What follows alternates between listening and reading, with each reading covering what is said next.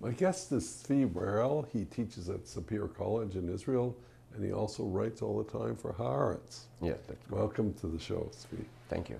I want to talk to you about the role of Israel vis-a-vis the peace process, in particular reconciling the Palestinians and Israelis. And there's now a new effort in that. Do you have much optimism about that effort?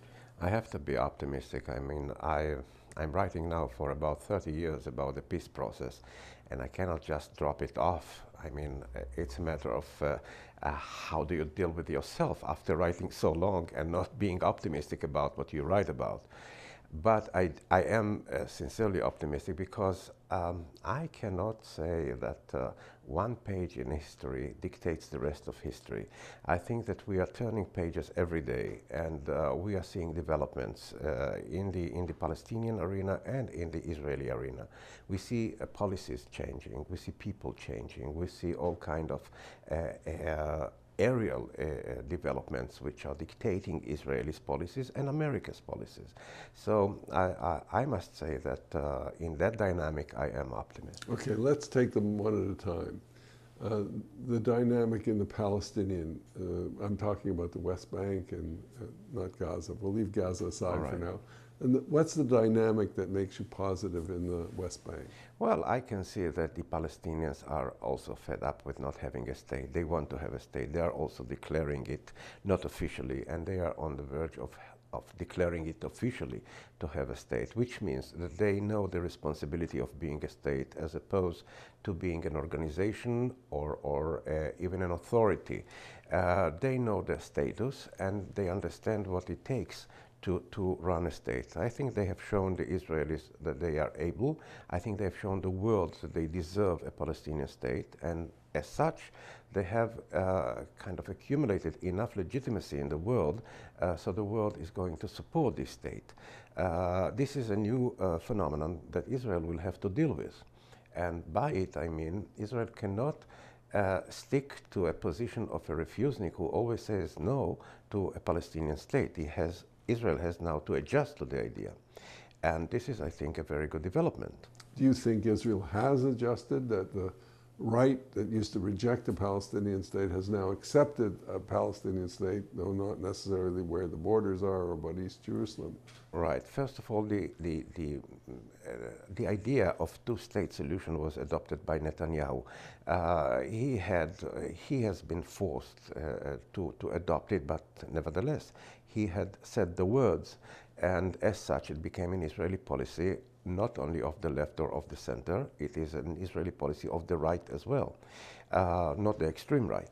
So we see that even opinions which were hard and let's say stuck into the hard rock of Israel's policy are changing, and I think that this is a good sign. On top of it, we see a lot of American involvement in the process. Yeah, that's what I want to get to, especially the revival of Obama's initiatives. Do you think they're critical to this connection, or they're just an added value? I think that the United States understands that it cannot be just a mediator anymore. It is a partner in the peace process. Because once the United States argues that Israel's policies in the West Bank and in Gaza and Israel's position in the Middle East is hampering or endangering the United States position in the Middle East, then the United States has a vested interest in having peace in the Middle East. Not so much for the sake of Israel, not so much for the sake of the Palestinians, as much as for the sake of the United States itself. But the United States in doing that has to play a delicate role, because I mean, there is the option, of course, of saying, here's our proposal, and that's being floated about, they'll lay it down. But there's a difference between saying, here's my proposal, and here's my proposal, and you better follow that proposal. How do you see it being played out? It doesn't need to be in a kind of an imposing way. It has to be done in a way that both parties, Israel and the Palestinians, will have to feel that they are now a troika. It is not just without the United States, or that there is a mediator who will have to tell them who is the good guy and who is the bad guy. They are all good and bad in the same time. When I say all, I mean the United States as well. From this point of departure, I would say that the United States has to come up with a plan, which has to reconcile the Israeli and the Palestinian and the American vision about peace in the Middle East. It is a strategic step. It is not just a question of an historic step, let's make peace between these two rivals. It has to do with the policies in Iraq, it has to do with the policies against Iran and Afghanistan and the rest of the world. So if this conflict is so strategically important, the United States has to show its role strategically in this event. Let's come around to where we started with the Palestinians, but Hamas. Yeah. Because there you get the dimension of Hamas as a satrap of Iran with Hezbollah on the north. And it gets more complicated because both internally the division among the Palestinians and the external relations. How do you feed that into this equation? I see no situation where the Palestinian Authority by Mahmoud Abbas or whoever can detach himself from 1.5 million Palestinians in Gaza Strip. They are part of the Palestinian people. And he cannot ignore Hamas. Hamas won the elections in 2006.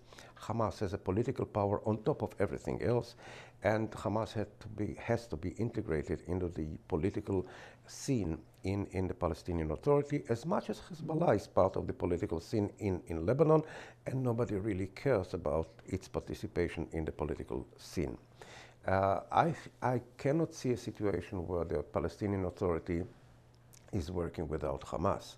So the fact that Hamas is now dependent on Syria or on Iran or on other factors is not so important, because it's a question of money. If tomorrow Saudi Arabia will supply the money, then it will be a dependence on Saudi Arabia and not another country like Iran.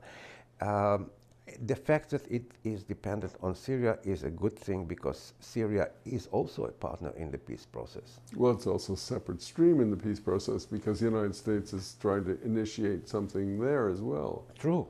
And this is very important, because we cannot talk about an overall peace in the area without having Syria in it. And Syria is connected to Hamas, and Syria is connected to the peace process between Israel and the Palestinians. And they are not conditioning it anymore like they used to do in the past. But of course, I cannot see that the area is coming into peace and quiet without Syria. Well, some people have said, in fact, that the Syrian front has more opportunities than even the Palestinian fronts, because it doesn't have all the obstacles of Jerusalem and the trading territories, etc. Do you think that's true? Well, I think it has other obstacles, my own self, but yeah, I'd like to hear your opinion. I think we are just playing lottery. I mean, to say who has more chances. I think the major thing is to get Israel realize that it cannot stay an occupier for the rest of for eternity. Israel has to decide that it is giving up the Golan Heights and the West Bank and parts of Jerusalem as a premise of its policies and a premise of its existence, in fact.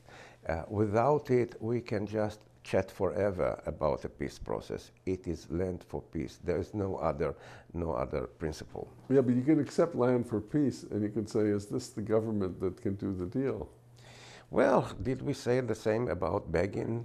I mean, we have such a precedent, and we are hooked on this precedent. But I think that nobody had realized that Rabin, for example, would sign the Oslo Agreement with Yasser Arafat. No one would have said that Sharon would withdraw from Gaza. You know, leaders are probably and hopefully are seeing things differently than we at the byline. Well, with that, Zvi, I have to thank you for coming on the show, and thank you for your words of wisdom and your optimism, because a lot of people I talk to are still very pessimistic. But you've been optimistic for 30 years. Yeah, that's true. I have a different view. It says when I'm optimistic, it goes the other way. So I keep pessimistic. Thanks again, Zvi. Pleasure being here.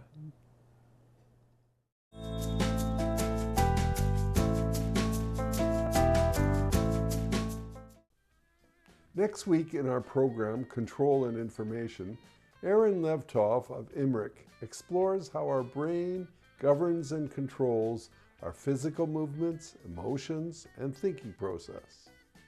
We also ask whether Israel operates as an open information and feedback system, or as a repressive mechanism.